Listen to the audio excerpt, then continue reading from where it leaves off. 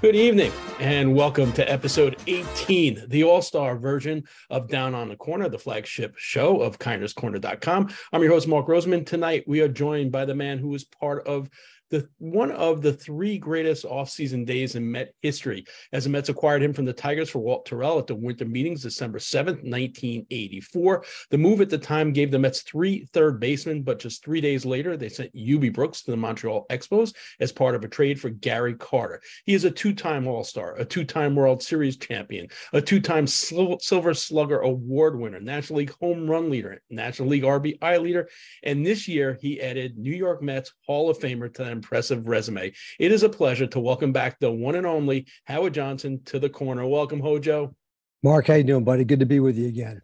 Doing good. Like I said before, the last 2 days, we could be doing a little better, but all things considered, it hasn't been a horrible week. So for those of you who are new to the Zoom room, just a quick reminder, I'll start off the show by asking Hojo some questions. We ask that you keep yourself muted during that time. We'll then turn it over to you guys to ask questions using the raise hand function, or you can do it old school like that. I'll see you. And remember always, and I don't have to tell you guys, but you guys are the best, to keep your questions respectful as well. So I mentioned that trade, Hojo, that brought you to the Mets. And really looking back at it, it may be one of the most underrated trades in franchise history. The Mets got a young player who was first coming into his own, become a star, as well as giving them the ability then to trade Hubie to get Gary Carter. Now, if I remember the circumstances correctly, around the time of that trade, your daughter had just been born. There weren't really even any trade rumors with you linked to the Mets.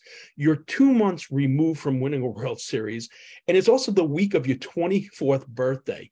What do you remember about that trade, and how did you find out you were traded to the Mets? Well, that's a really good question, Mark. So I think about those days, that day, I should say, very fondly. I was in Florida.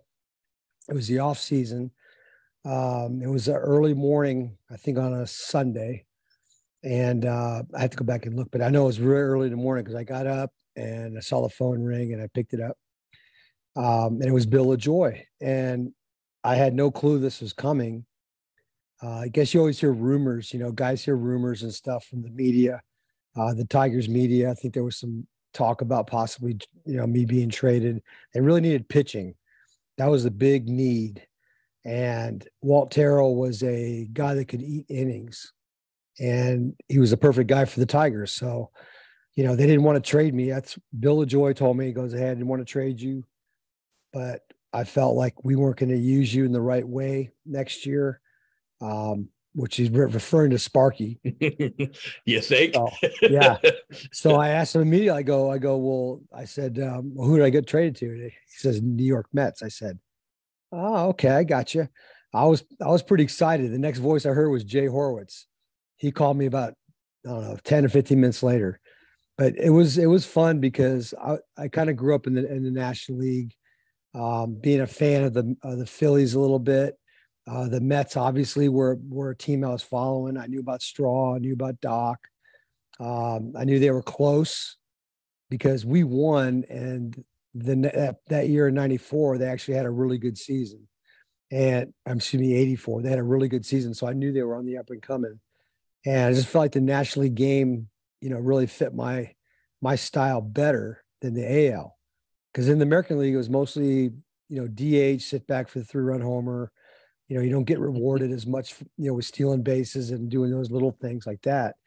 So it was, and plus they had a double switch, so you could actually be in or out of the game, very quickly, and without, as the game progressed. So I just thought the game was more fun to watch on television than the American League game, and so I kind of drew me to that. But I was thrilled. I mean, at the time I was disappointed. There's still a part of me that's disappointed about it, because I think every player wants an opportunity to go back and be with his team after they've won and spend that following year trying to defend it. And, so that never happened for me, but I've been more than thrilled and more than happy to be with the Mets, and who I consider my team, my home team. That's where I learned how to play the game, was in New York. So the reason why I asked that question is this is actually the first time we've had you back on since your Hall of Fame induction, which was an incredible day. So walk us through that day, what it meant to you, and then, putting in perspective of that day you got traded from the Tigers. Could you ever imagine that all these years later you would be only one of 22 players inducted into the Mets Hall of Fame? Well, you can never think that's never going to happen to you, because I certainly didn't do it. I never came to the ballpark thinking that was going to be a goal of mine by any stretch. I just wanted to be in the lineup and try to play that year and have another year, and that's how you do it. You just play a game at a time, a year at a time. And so, after I got done playing after the 95 season, I tried to come back with the Mets in 97, just didn't have it anymore for some reason. Physically, I was kind of losing it a little bit. And it really showed up to me. I could not play at the level that I really wanted to play at. And so the only opportunity really for me was, to retire and move on to the next phase of my professional career, which is going to be, scouting or coaching or whatever. So I went into pro scouting and enjoyed that for about 3 years. And then really got the itch to be back on the field after I got to see what scouts do every day. And they do a great job, don't get me wrong, but I just felt like I had more to offer for the guys on the field in a teaching role.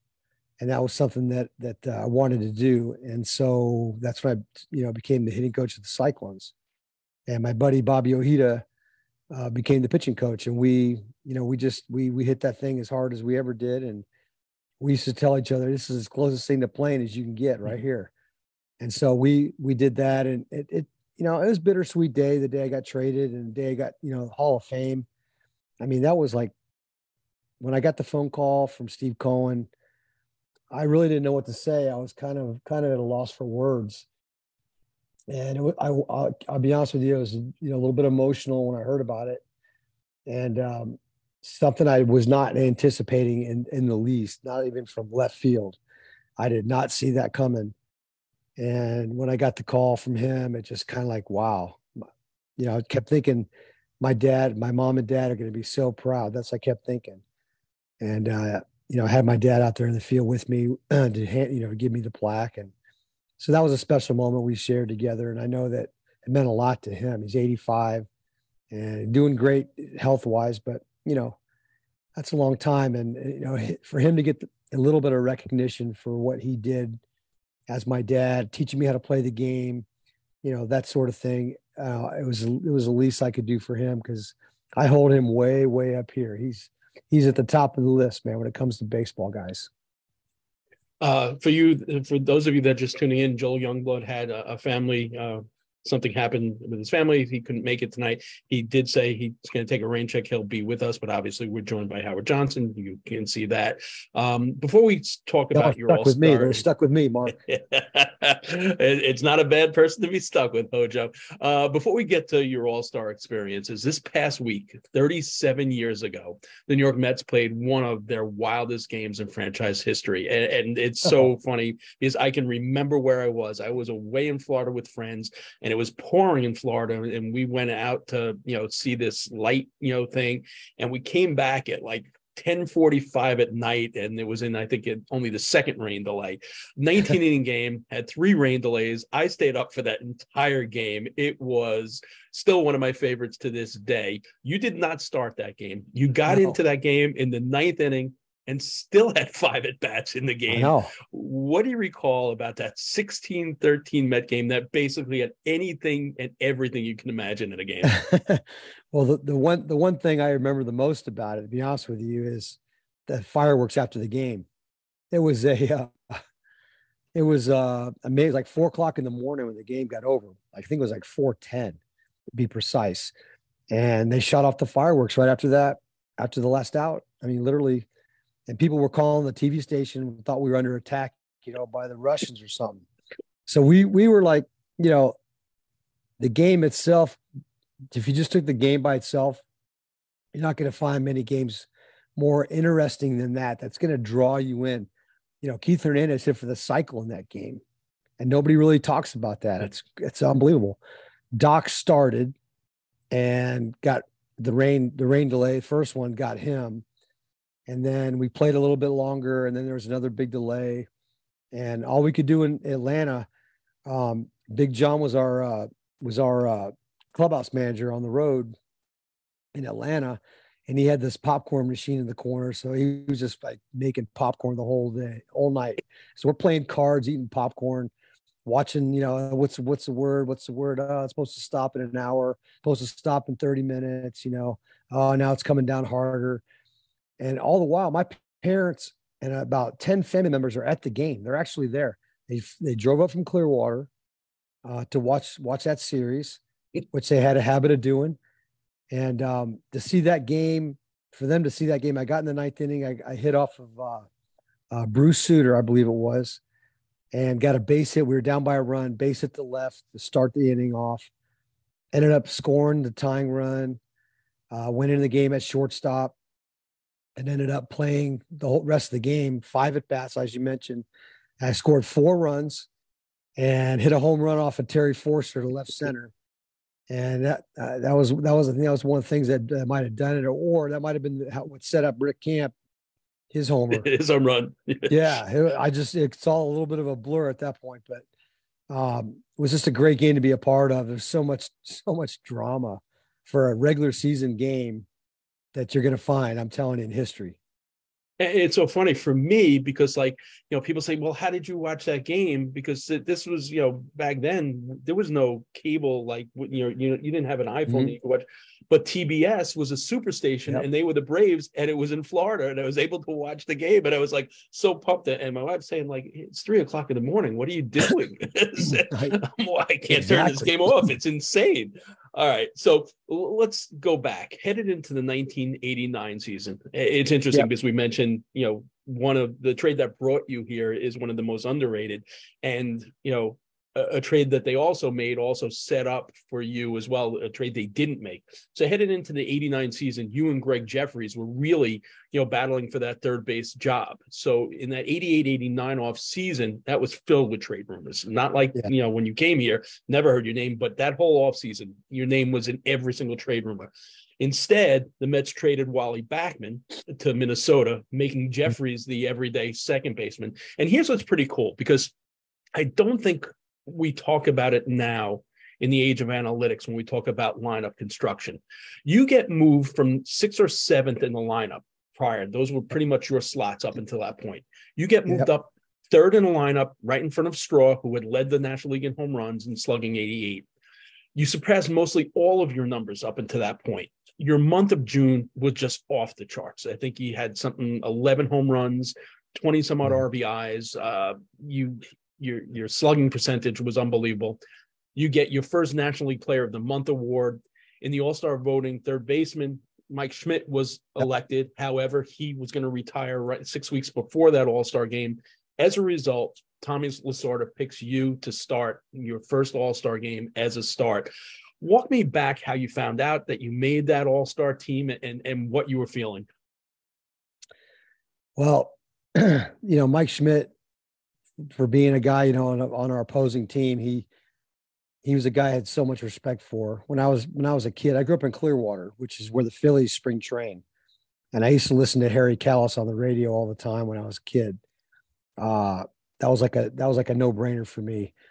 Very few games would be on TV anywhere. Like you said, the Braves were a superstation. WGN was a superstation. But the Braves, they were just a team that was in my heart. And then the Phillies, on top of that, was a team that I never could really see, but I could listen to, because that was all was ever on. And so I used to listen to those games all the time. And Mike Schmidt was a guy that he wore number 20. And that's how I wore number 20. It's because of him. And I remember, talking to him, and he was going to retire. He goes, "You should be the starting third baseman." I said, I can't even fathom that at this point.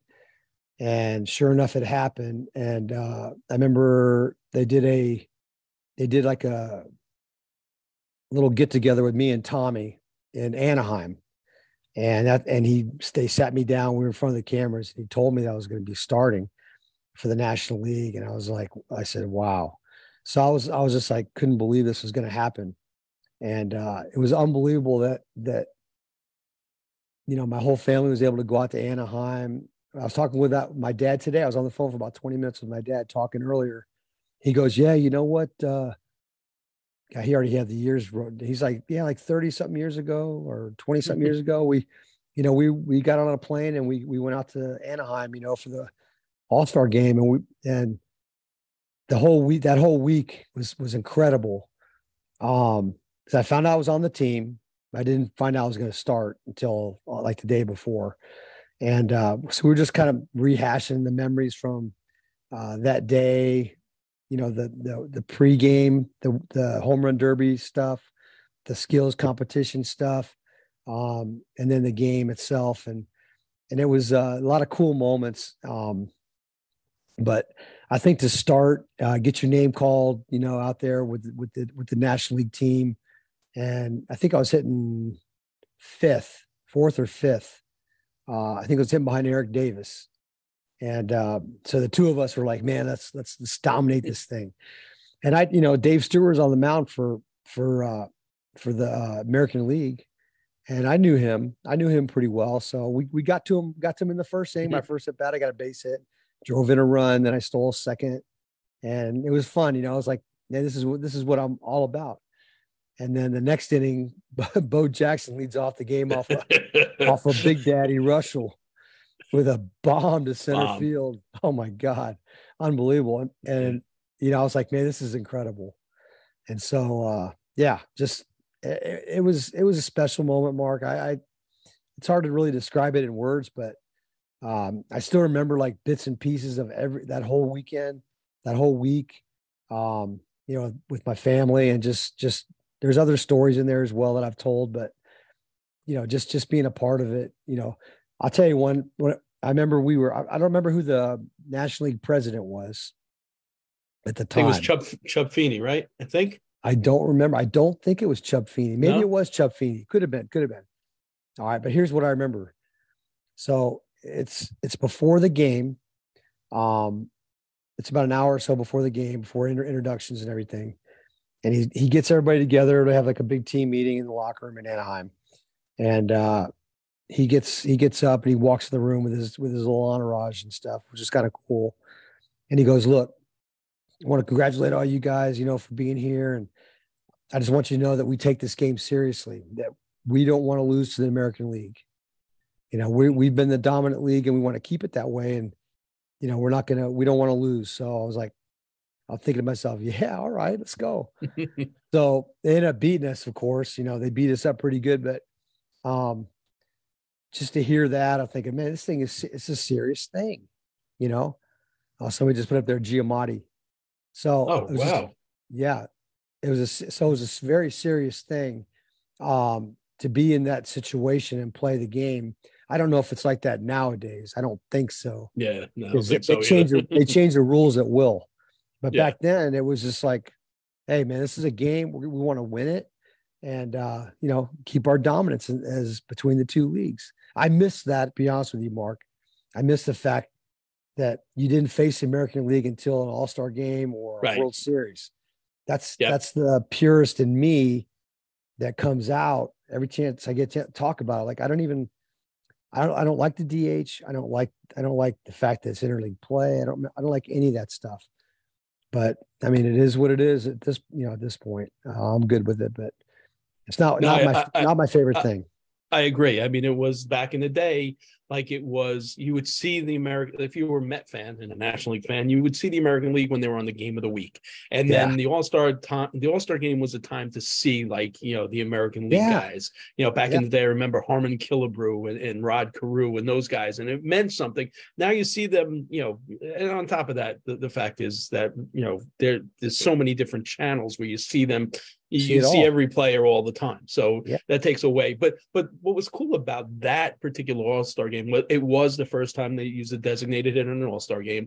And what's crazy about this, and this is why, I think it was only 2 days ago, Doc Severinsen, celebrated his 96th birthday. Doc Severinsen did both the Canadian and national Wow. anthems for that game. Cool. And it was the first time a national anthem, the words were not sung by someone in a national anthem. He did both of those. So it was pretty cool. I got another one for you. I remember this. My dad told me that today. He said, do you remember who the entertainment was at, okay, first of all, MLB had like bought out Disneyland for the evening the night before. Oh, wow. And so everybody's there with their families. There was no lines. There's no other people there but athletes. And so we had a little what do you call it, entertainment during that dinner portion of everything. Maybe you do know, but you probably won't guess who our entertainment was. No clue. Jay Leno was an up and coming comedian. Jay Leno was the guy. And so my dad remembered that clearly. I didn't think about it. I was probably thinking about the game coming up. But yeah, it's amazing the little things like that happen.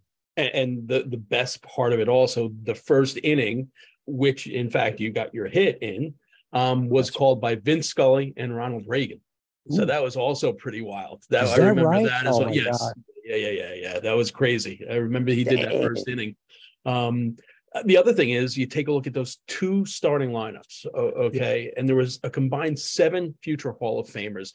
Now, you're a pretty young guy at that All-Star game. When you are either at Disneyland or, some of the other galas before, or even the National League locker room, and you're standing there and you're looking around that room at that, that amount of talent, baseball talent in one room, what's going through your mind? First thing you think about is, Am I worthy enough to be in this room with these guys? That's what you think. And I honestly could tell myself that, yes, I belonged in that room. I belonged on that team. And I belonged in the starting lineup. There was no other guy besides me, really, that could have started at third base. But, hey, that was a decision. Mike Schmidt won the voting, and I was going to go by whatever they said. It didn't matter to me. I don't care. But I did tell myself that, yes, I belong in that room and I belong in the lineup. And so it was easy for me to go out there and play kind of free and loose because, I was an opportunity to kind of prove a little bit, that you're worthy of it. In case there's people that are thinking you're not.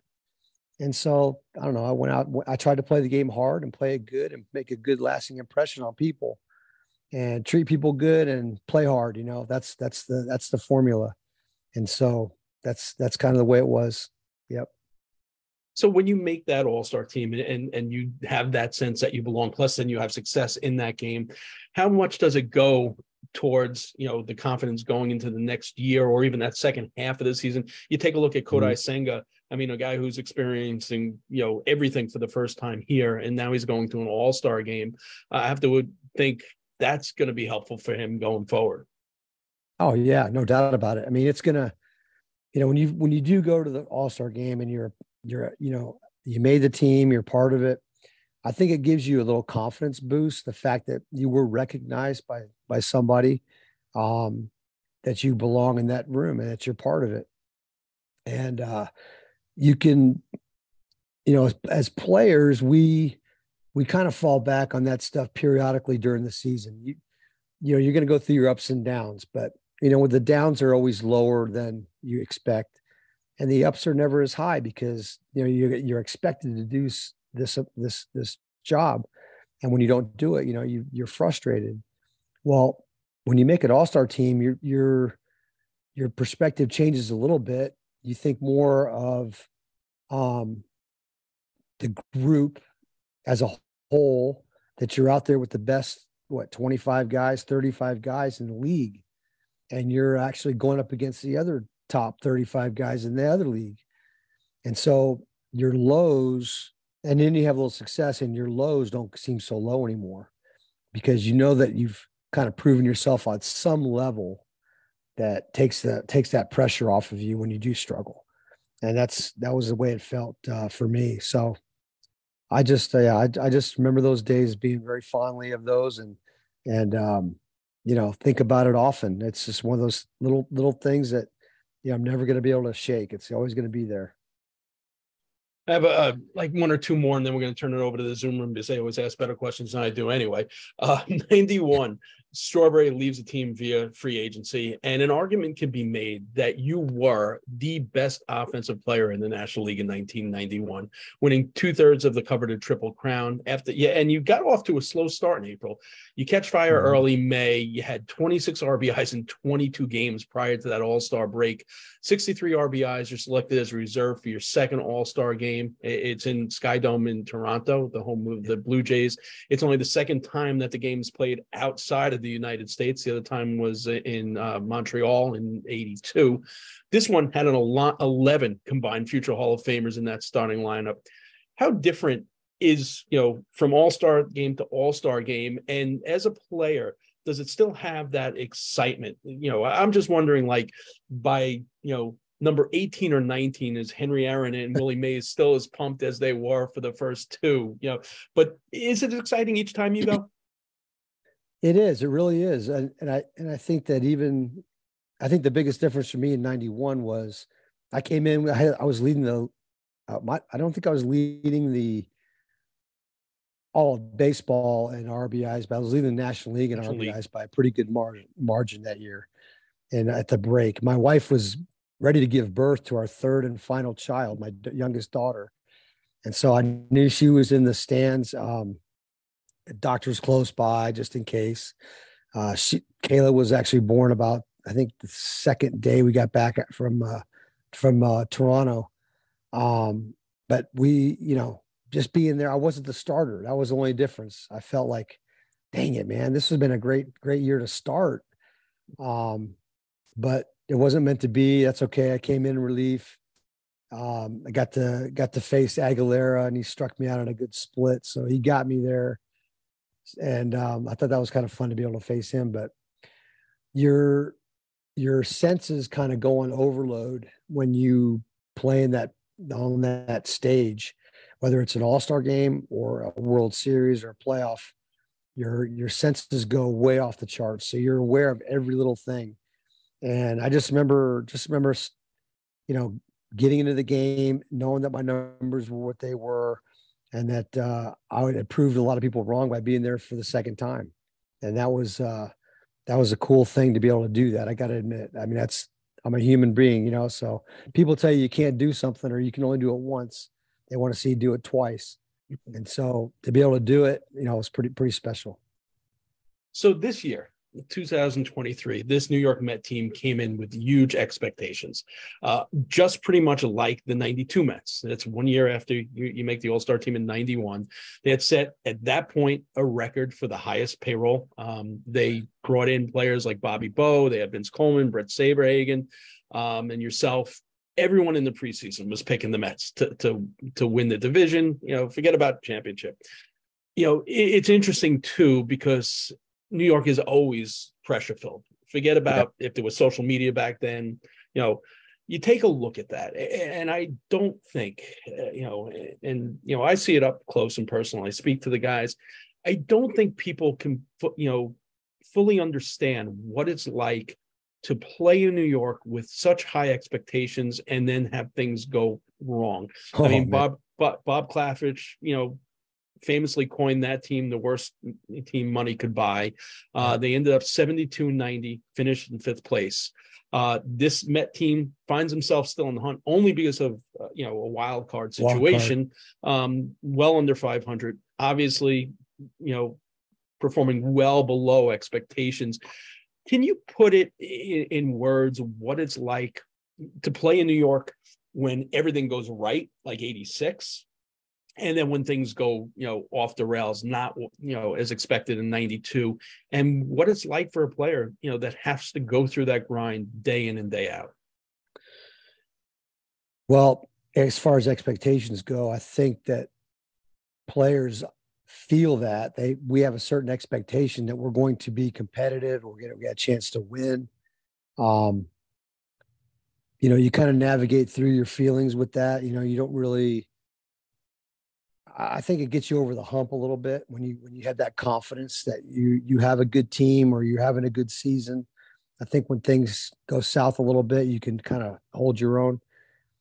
when you don't have expectations and you're playing great, it's like, oh my God, we're unbelievable. And when you have no expectations and you're playing bad, it's like, oh, we suck anyway. So there's no win there.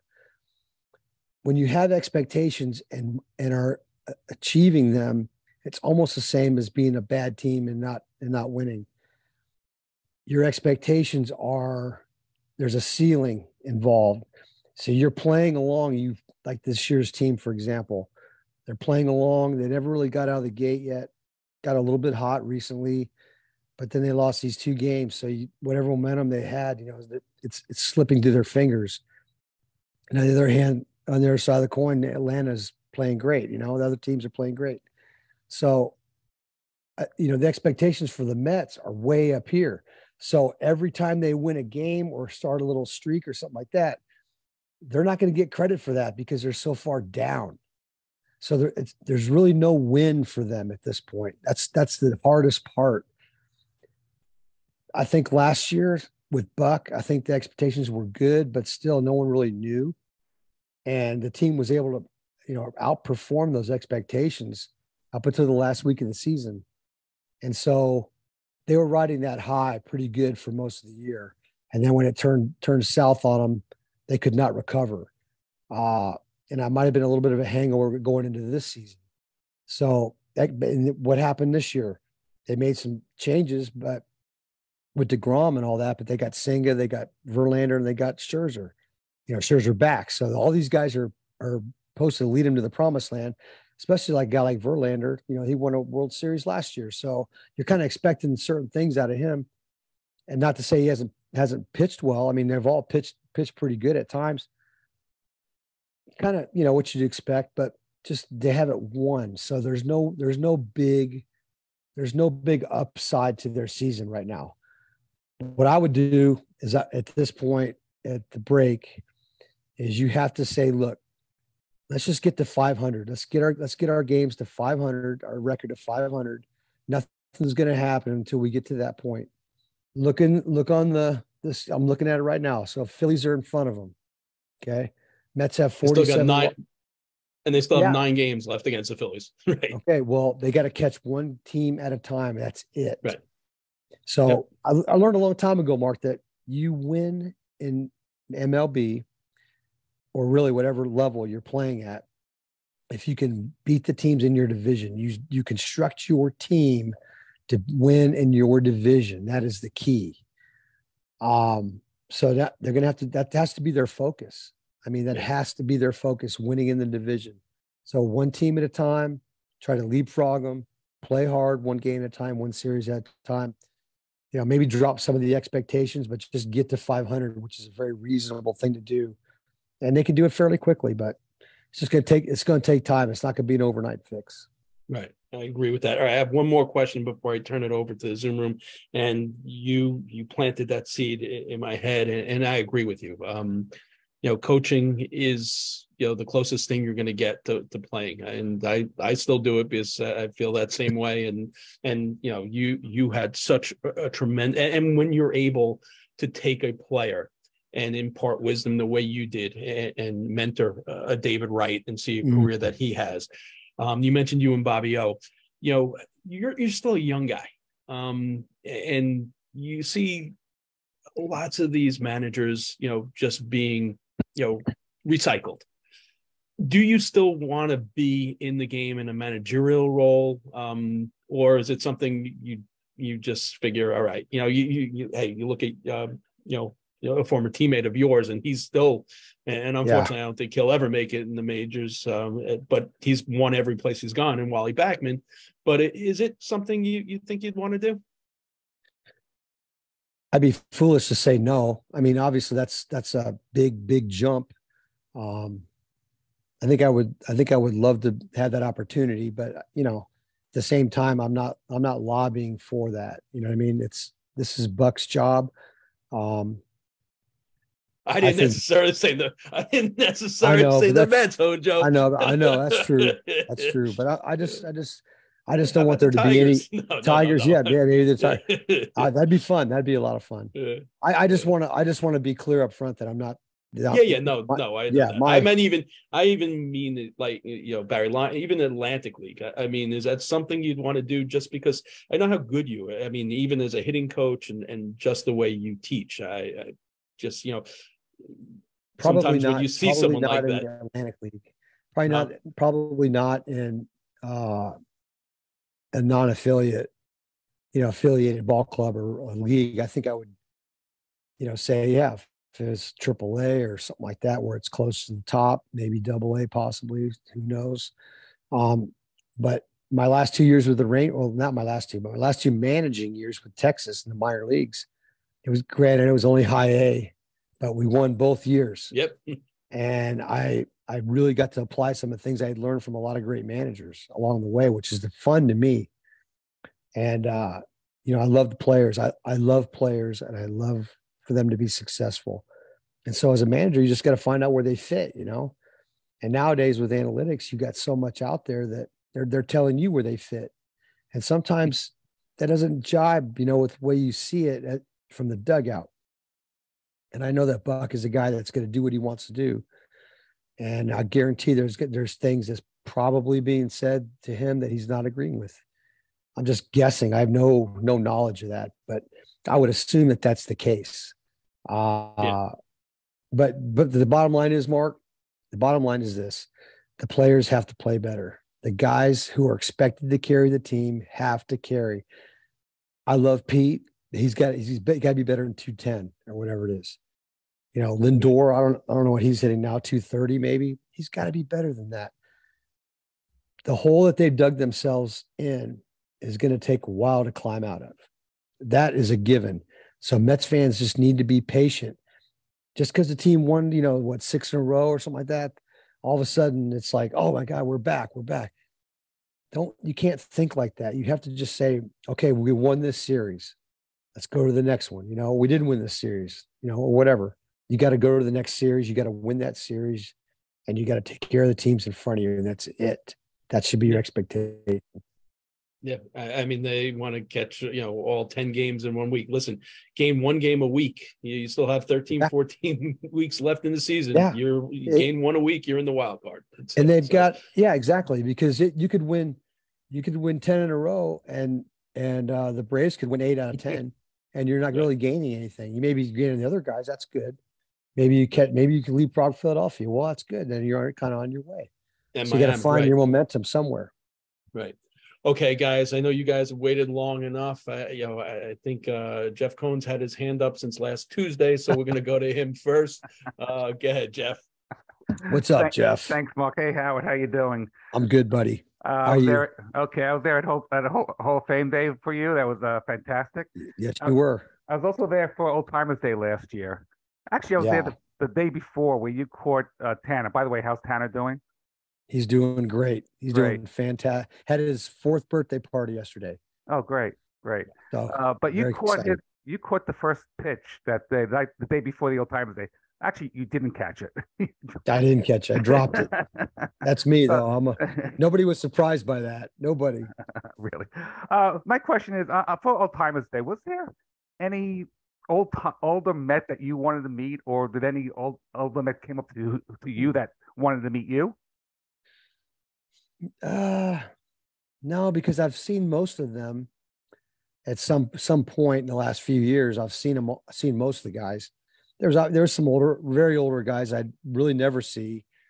But I think for me, it was just getting to be around the guys that I played with,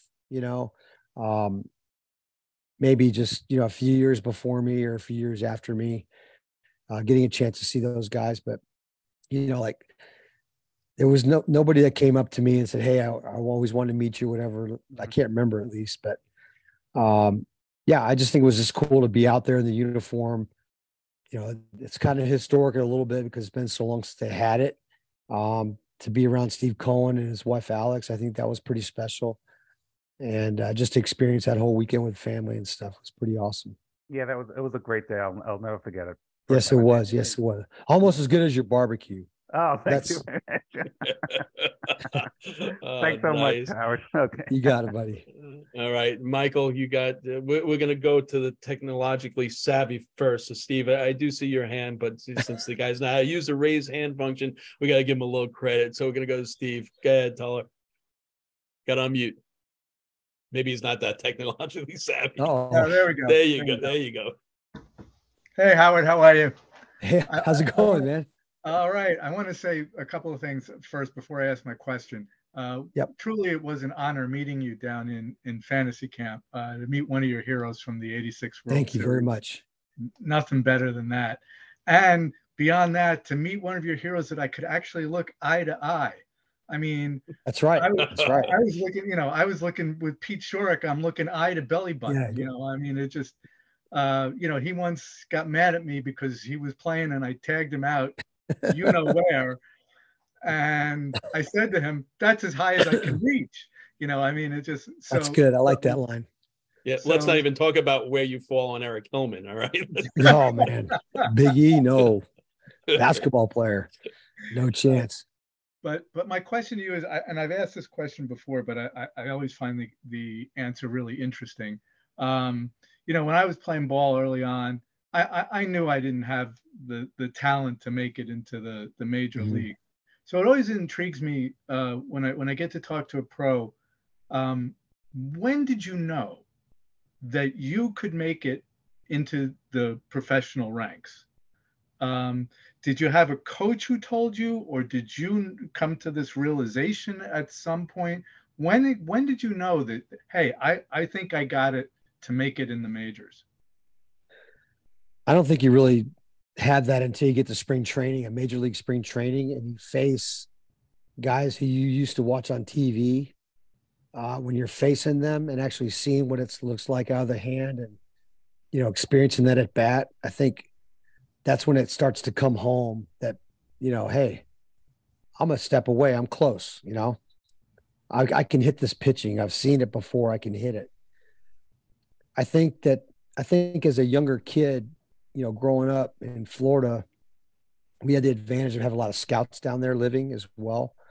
And so, I was always one of the better players on my teams that I ever played on. Not that I tried to go out there and be the best or anything. I just played the game. I could run, I could really throw. I was on the mound. I pitched quite a bit. I could hit, obviously, but I just tried to be everything I could. My dad taught me to never be satisfied with who you are as a player. It's almost the opposite of what guys now are to say, hey, just be you and don't change it. You do what you got to do. No, man, you gotta change things. You have to figure out a way to solve this Rubik's Cube called Major League Baseball or professional baseball. It's hard. And so your mind is always working, trying to figure it out. And I was able to figure it out along the way. And so as I got older and closer to the major leagues, AA, AAA, playing winter ball, I was getting more, you solve a Rubik's Cube by little, I've never solved it, but by little bits at a time, that's how you do it. It's a bunch of changing around. And being a Major League Baseball player is the same way. You have to, along the way, you have to like play with it, turn it. Oh, it's not the right way. I got to turn it back and turn it this way. That's the way you develop. And you get those little moves, not always by playing during the season, but going to winter ball and getting those at bats against quality pitching, major league pitching. You're facing those guys when it's not you're not in the States. So it's a different situation. And so you get little pieces of the puzzle, and pretty soon, you're like, dang, I'm close. I could get this thing. I could solve it.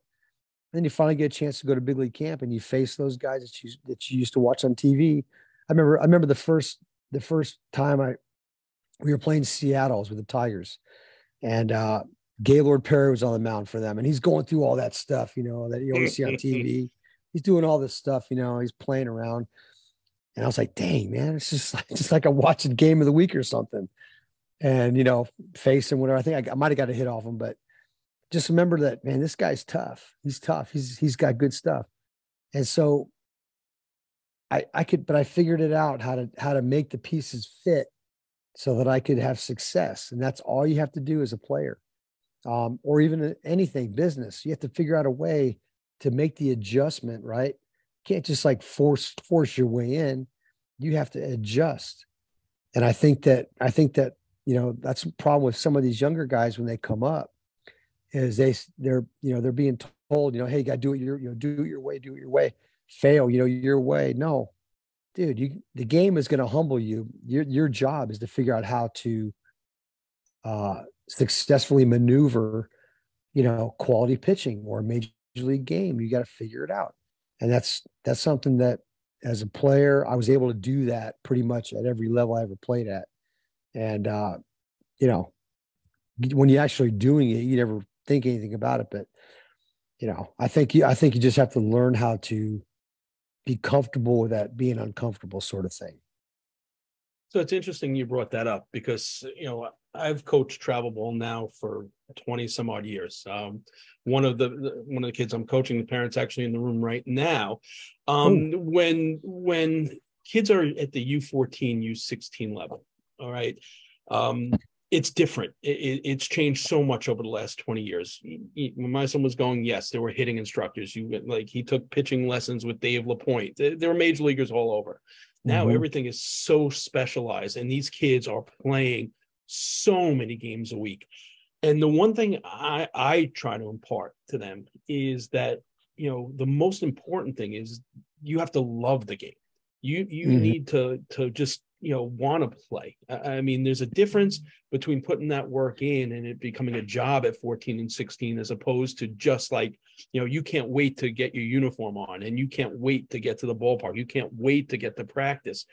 I think we're losing a little bit of that because of the over specialization of now everything's called travel. Every town has 25 travel teams. And I see, and I've been going down because this is like a team that's just for tournaments. I've been going to various different, travel teams, and they play so many games that there's not any focus on, kids getting ready in the set position when the pitcher gets set. I saw a kid that impressed me because it was the first time, I'd say, in 15 games, the right fielder, after every pitch, when there was a runner on, was backing up first base, giving the catcher an option to throw down. Yeah. But that was the rarity. So what can we do for these kids that have talent? I mean, the talent level is so much higher than it was 20 years ago. But I don't know how many kids. The parent that's in the room, his kid absolutely loves the game. He's, Jake is, you can see the second he's out on the field, he's smiling ear to ear. But what would you say to some parents? Because I see these other kids that the weight of the world on a 14-year-old in travel baseball is just on him. Yeah. Great point you're bringing up. Here in Nashville, we have our facility. We have travel teams through our facility. So the Hojo Elite Baseball program. And so I've spent a lot of time around parents. My son has spent a lot of time around parents. I'll tell you the thing that is always works at every level. It doesn't matter. I learned this from my dad when I was a kid. It's the value of loving to practice. Everybody wants to play, but you're not really working on your game like you need to, you can't put a derby horse out there and just say, hey, just go run the race. No, you got to train them. You can't put an Indy car out there and say, go win a race. No, you got to go train. You got to fix it. You got to tinker with it. And baseball is no different, even at the amateur level. I mean, these guys are trying to get all their kids to following every showcase, every publication, every tournament, whoever the hot team is in the area. We've seen this so many times. Our focus, for example, with Hojo baseball is we just try to work on practice, teaching the game, then we'll play our tournaments and we'll let that expose us. But then we go back to the drawing board every week and practice. That's how these kids get better. That is it. That is how you get to that next level as a travel ball kid, a parent. It's not, hey, playing on the latest, greatest. Everybody wants exposure. right? Everybody wants exposure. Sometimes you don't want exposure. You get overexposed real quick. They will find you. You do not have to go find them. That is a truism. That is absolutely true. You can be in Timbuktu, Iowa, and if you can throw the ball hard or you can really hit, they're going to find you, because high school baseball nowadays, with word of mouth and internet and all that stuff, all the publications, believe me, these scouts aren't looking at a kid's numbers and at 15U and saying, oh God, this guy is 350. They don't care. They don't care. Your name is going to pop up in a lot of different conversations. I know as a coach, if I hear the same guy's name brought up in different conversations about another team or whatever, or that this, you should see what this kid did last week, or, so when you hear that enough, then you're like, okay, I want to see this kid. And that's exactly what happens, because guess what? In travel ball, every kid's hitting 350. Most of them are. They're all hitting good, right? There's very few really good pitchers, but everybody hits good. Everybody plays good. But can you take your weaknesses and turn those into a strength? And that is the secret to getting past that, out of the group and setting yourself apart, is your weaknesses. Can you figure those out? Can you take that Rubik's Cube of your weaknesses and figure out how to turn those into a positive and into a plus and make them your strengths? And if you learn how to do that and appreciate the work that it takes to do that, then you have a chance. Awesome. And like you said, they'll find you. Listen, they will find you. Wyoming is not a hotbed of baseball, but yet the Mets found themselves a pretty good center fielder there. So, all right, Sal, you got your hand raised. Go ahead. You got on mute. Steve, were you ahead of me? I see you. Sal, I'll get Hojo after. All right. Well, first, I have to do the customary hat. This is going to be the Hojo. Oh, I love it. I love it. I love it. The question I had for you was, that hat is only good if Roger McDowell's in the room giving you a hot foot, by the way. We can arrange that. Don't worry. We can arrange that. When you had gone through the Detroit system, you came up, you were there a few years, you're on a World Series team, and then you get traded. Was that like a total downer? Like, oh, I'm going to the Mets at that point? Or were you excited for the opportunity? I was excited about it because, like I mentioned earlier, I was kind of a National League fan. I knew Davey Johnson. I'd already heard of Doc Gooden and Darryl Strawberry. We got Gary Carter a week later, so it was really, really exciting to be a part of that. I was on board with that because I know the wave was cresting. It was on the way up, right? It had not broken over yet, and the Tigers we got to the top, man. We were at the top.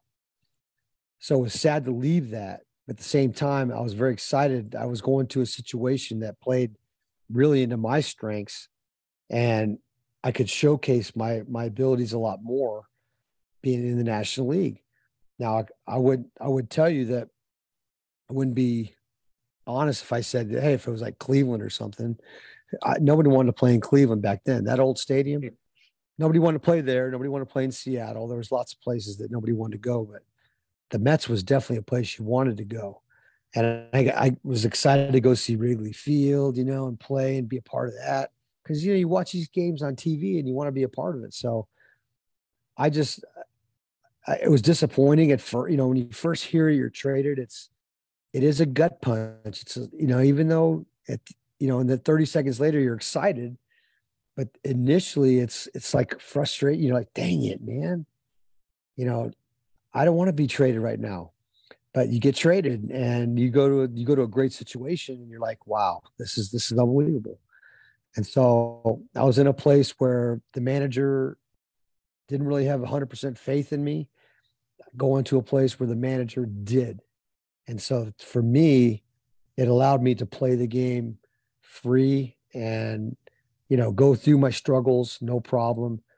I wasn't going to be, looking over my shoulder all the time. So that was a good situation for me to go to the Mets. Excellent. Thanks, Alan. All right, Stevie.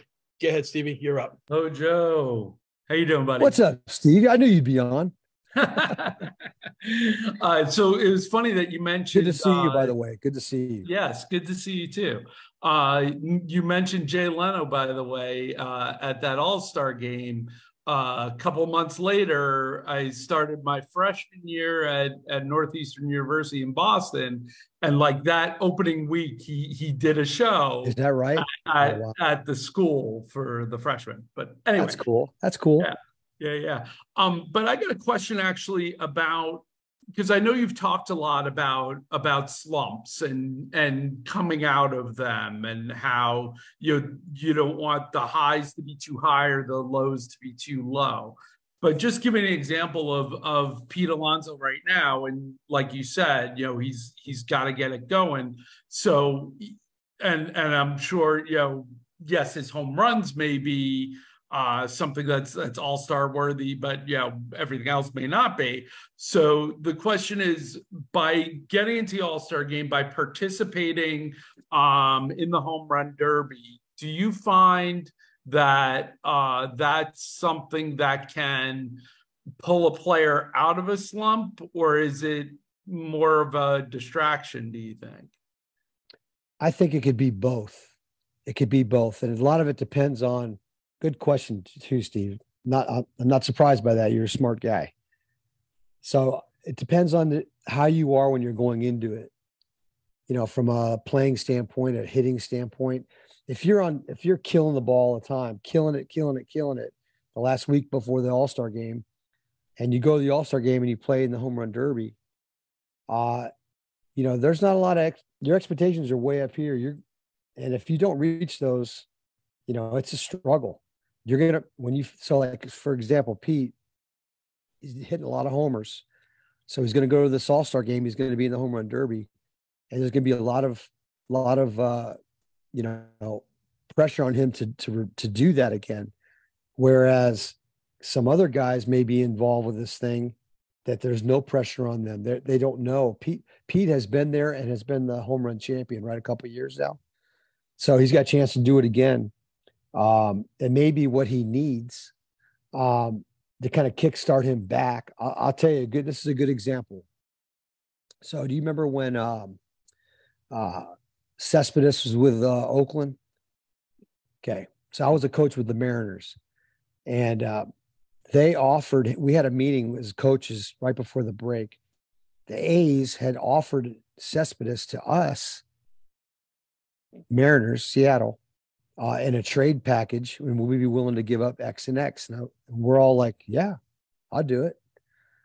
Well, Cespedes at that point was really, really struggling. He went to New York, went to went to Citi Field, and got to the home run derby, and he hit a ton of home runs, and it propelled him into a great second half. He got traded to the Mets.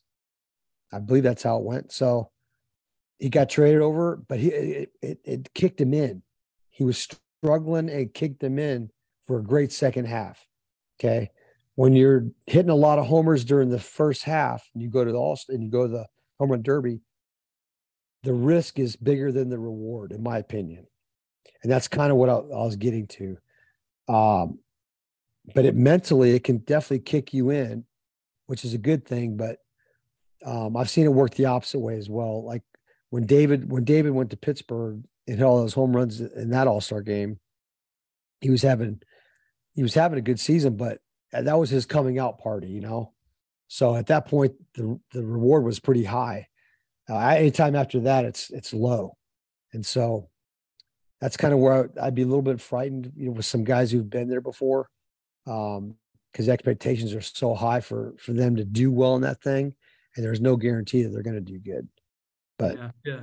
And Jeff mentioned earlier, asking you the question of how you knew about baseball. I think part of your response should also be what you went through in high school, playing both baseball and football, and the decision you made and how that affected it.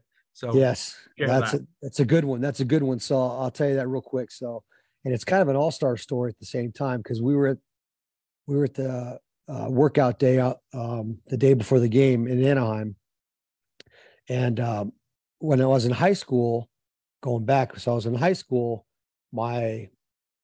the football coach of the high school wanted me to come play football for them, wanted me to come out and play quarterback. And I'm like, Coach, I think it'd be cool if I could, I'm gonna go talk to my dad and see what I come up with. So my dad and I talked and everything, and we're like, that should be fine as long as you don't miss any baseball. I'm like, I don't want to miss any baseball. So I told the coach, I said, Coach Nellis, I said, I don't want to sacrifice baseball. I want to be able to play both sports in the spring. And he was like, no, I can't do that. He says, you can't do that. I said, well, then I'm not going to come out. And lo and behold, now it's Anaheim on a Monday before the game. I'm in the home run derby, I'm in the skill stuff. And I turn around, I hear like no voice in the stands, 30 rows back, down close to the cages. This is a true story. And he's like, Hojo, Clearwater High School. I'm looking up there. There's Coach Nellis is in the stands. Wow. Unbelievable, right? And he comes down and we talk for a little bit, and he's getting ready to walk back up. And I say to him, I said, I got to say this to him. I said, hey, Coach, I want to thank you for what you did for me in high school.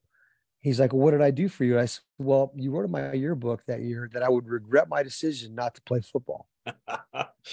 And I used to look at that passage all the time and get stuff from it, like fire me up or whatever. And I use it a lot. And I want to thank you for writing that in there. And he goes, well, I don't remember writing it in there. I go, well, I said, you did, because I have it at home. And I've threatened to throw it out there on social media just to kind of like prove, that this is what happened. But yeah, it just goes to show you, man, you're going to have people doubting you regardless. They're going to doubt you. They're going to, it's part of the game. It's part of life. So you have two choices, either rise above it or shrink beneath it. That's all you can do. Before we go to the next question, I just got to say this. Tags, for some reason, the way you're laying on that pillow, you look like you're in the set of the Shawshank Redemption in some like jail cell. And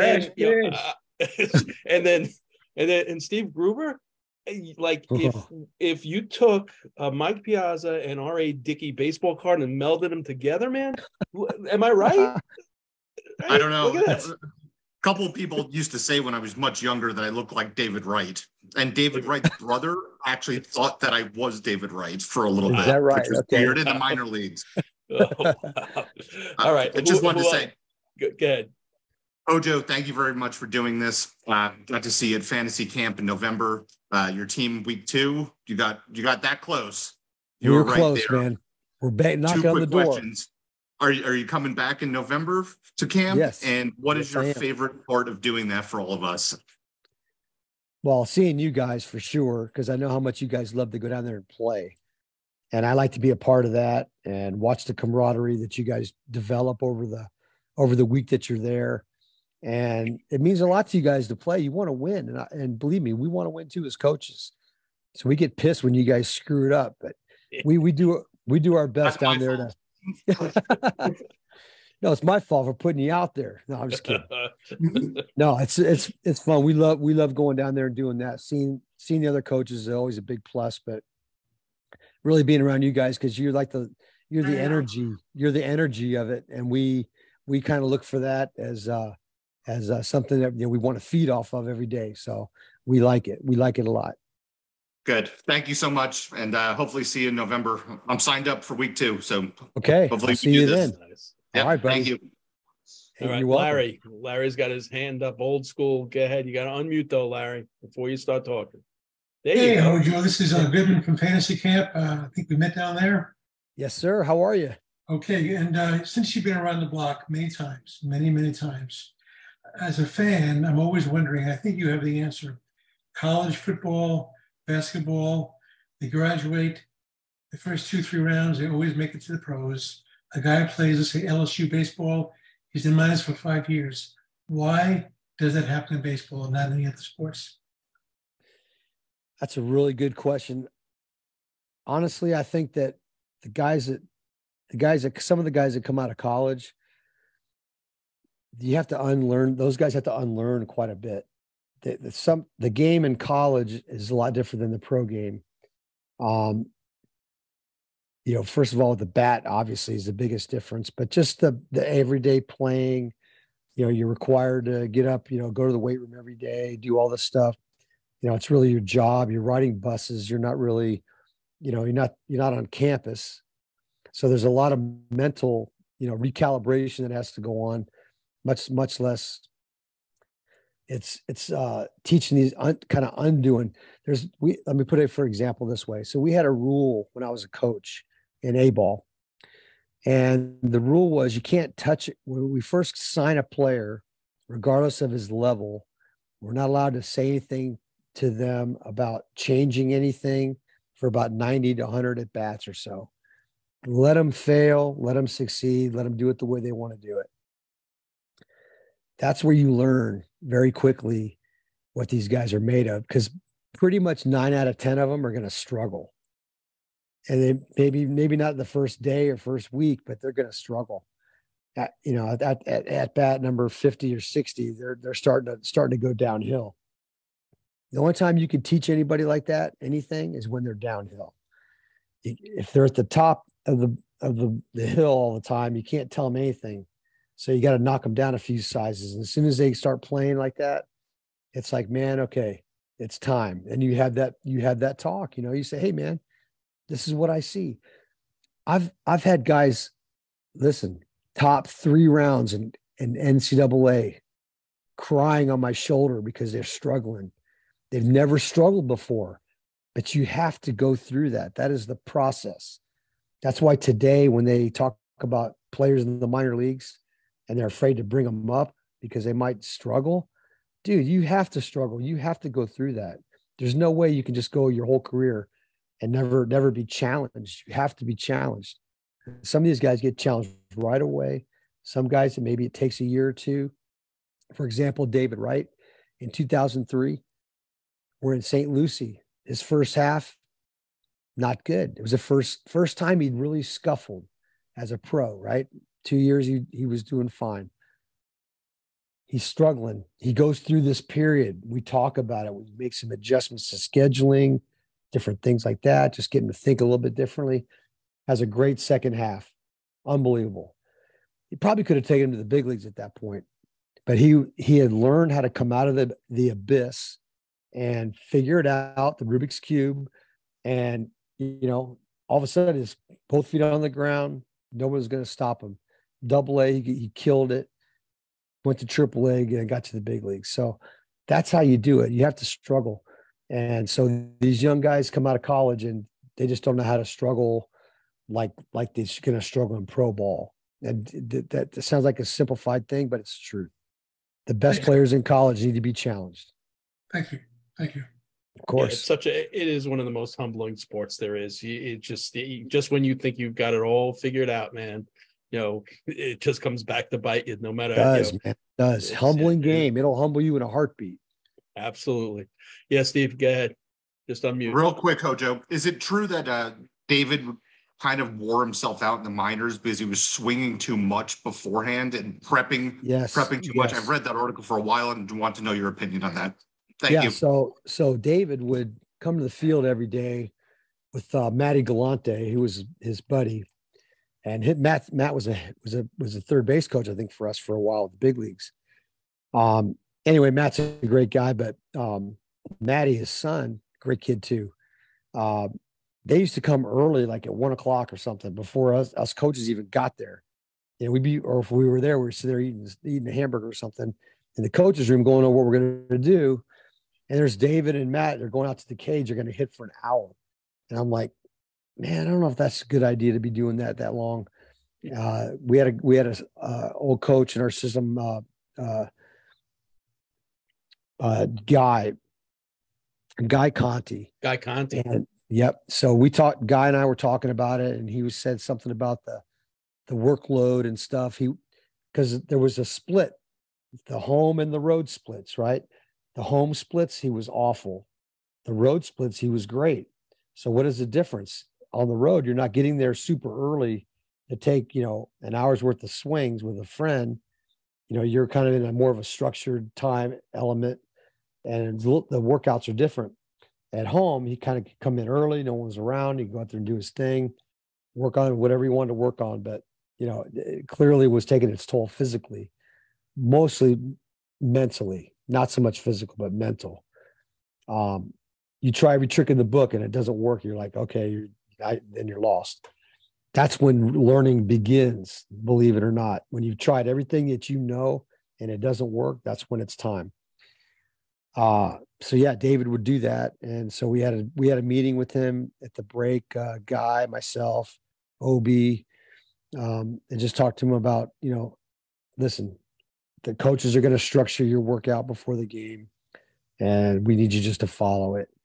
And so he was going to do it. So we just made some changes and took away some of the swings that he was doing. Same way with Murphy. Murph would come to the ballpark early and go and hit off the tee. And he wanted to get between 300 and 500 swings every day before he walked on the field. And I used to tell Murph, I go, Murph, you can't do that very long. You can do it for a while, but it's going to catch up to you. So you have to let them do it a little bit, and they struggle, and then they figure it out. So it's kind of a true thing. You just got to be careful, like how these guys work, because they all want to do so much. Especially a guy like David, he's a pleaser. He wants to work hard and do things right, but you just got to limit. Sometimes you got to give him some guidelines and some fence posts to stay between. Hey, it's just right here. Stay this way. We got it under control, and you'll be fine. That's another thing people don't understand about organizations. David Wright's career could have gone in a totally different direction had not you and Kenny Oberkfeld been there. Maybe people say, listen, he's one of our top prospects. He knows what he's doing, hands off, and don't get in his ear. The same thing with Murph. So it's really important to surround, the players with great baseball minds, which the Mets did back in the day. So that's, and hopefully Billy's starting to rebuild that whole organization from the ground up. So that is important. Anybody else, Hojo's been more than generous with his time tonight. Anyone else have a question? All right. Tags from Cell Block 34, just unmute yourself and then you can go. What am I, Andy Dufresne? Exactly. Unbelievable. Yeah. First off, hello everyone. Howard, I wanted to ask you. You hit a lot of home runs in the day. What do you think of all the celebrating around the bases from everyone?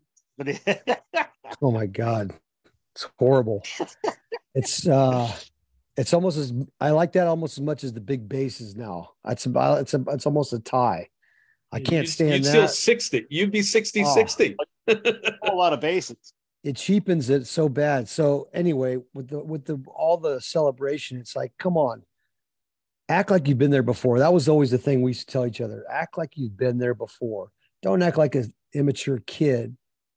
Go out there trying to show up the other guy, because guess what? He's got the ball, and your next at bat, he may punch you out, and you're gonna have to eat it, whatever he does to you. So. I don't know if I want to play that game. I just kind of want to stay under the radar, give my bat, give everything I can. When it's over, it's over. Whether I'm successful or not, just be professional. If you hit one out, get around the bases.